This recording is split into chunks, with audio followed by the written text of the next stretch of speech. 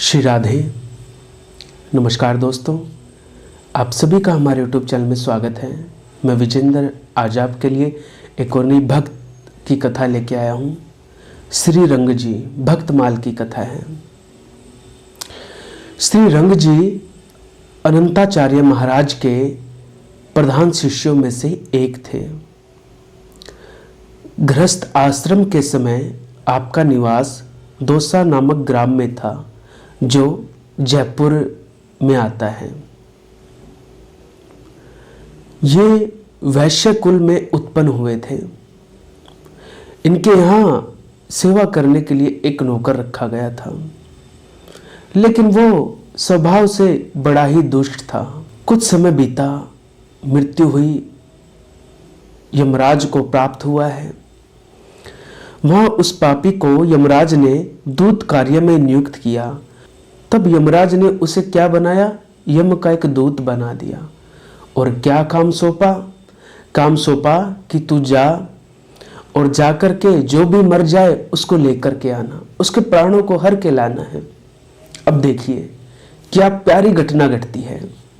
एक बार यमराज ने उसको एक बंजारे के प्राणों का हरण करने के लिए कहा, जो दौसा गांव का ही रहने वाला था, जहां वह मरने से पहले श्री रंग जी के यहाँ नौकरी करता। उसी गांव का रहने वाला था जहां पर ये यम का दूत श्री रंग जी के यहाँ नौकरी करता था। वह आने पर वह सबसे पहले अपने मालिक श्री रंग जी से मिलने पहुंचा। उसका नौकर तो था ही। श्री रंग जी ने उसे देखा और देखते ही चौंक पड़े और बोले, अरे मैंने सुना है कि तू मर गया है, फिर तू यहाँ कैसे आया है? उस यमदूत ने कहा, मालिक आपने ठीक सुना है, मेरी मौत हो चुकी है और जब मैं मरा तब यमराज ने मुझे यमदूत बना दिया। अब मैं लोगों के प्राणों को लेकर के जाता हूँ। यहाँ गांव में आपके पास में एक बंजारा रहता है, आज मैं उसके प्राण लेने के लिए आया हूँ। श्री रंग जी ने कहा, अभी तो वो पूरी तरह से ठीक है, कुछ समय पहले ही मुझसे मिला है, मेरे यहाँ से माल लाद कर ले गया है, तुम उसे कैसे ले जाओगे? उसने कहा, मैं उसके बैल के सींग पर बैठ जाऊंगा, जिससे काल की प्रेरणा से वो बैल उसके पेट में सींग मार देगा और उसकी आंतें फट जाएंगी, पेट फट जाएगा। श्री रंग ने पूछा, क्या तुम लोग सबके साथ ऐसा ही व्यवहार करते हो? तब वो यमदूत बोला, नहीं मालिक, सबसे हम ऐसा व्यवहार कैसे कर सकते हैं? केवल पापियों के साथ ही हम ऐसा व्यवहार करते हैं। भगवान के भक्तों की तरफ तो हम देख भी नहीं सकते और भगवान के भक्त भी हमें नहीं देख सकते।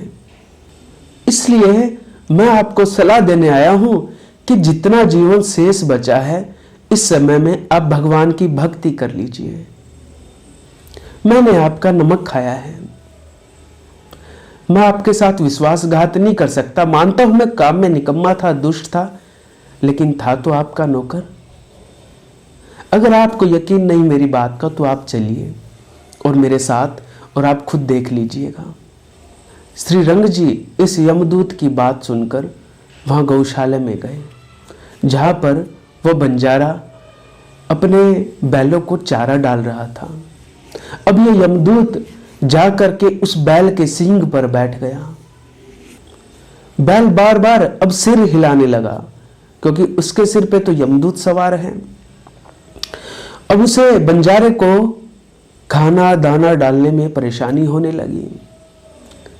अब जैसे ही उसने चारा डाला, उस बैल को न जाने क्या हुआ, यमदूत बैठा है, उसने पेट में सींग मारा और सींग मारते ही उसका पेट फट गया, आंतें बाहर निकल आई और उसकी उसी क्षण मृत्यु हो गई। श्री रंग जी की आंखों के सामने यह घटना घटी और अपनी सुध बुध खो बैठे। दौड़ करके अपने गुरुदेव के चरणों में गए हैं। श्री अनंतानंद जी के चरण पकड़ लिए और कहा, आप मुझे भक्ति की राह दिखाइए। तब से ये श्री रंग जी भगवान की भक्ति करने लगे। तो कहने का तात्पर्य ये है, श्रीमद् भागवत पुराण की अजामिल की कथा में भी यही आया है। कि जो भगवान का नाम लेते हैं, भगवान की शरण में रहते हैं, उन्हें यमदूत नहीं पकड़ सकते हैं, उन्हें का यमदूत कुछ नहीं बिगाड़ सकते। और इस भक्त माल की कथा में भी यही संदेश है कि कुछ समय मिले तो भगवान की भक्ति करनी चाहिए। जो भगवान की भक्ति करता है, भगवान को याद करता है, तो भगवान भी उसे याद करते हैं, यमदूत याद नहीं करते। तो ये कथा मुझे पढ़ने को मिली, मैं आपके लिए लेके आया। आगे भी कुछ कथा कहानियाँ किस्से प्रसंग आप तक लाता रहूँगा। आज की कथा को यही विराम। आपको मेरा प्रणाम। जय श्री राम, जय जय श्री राधे।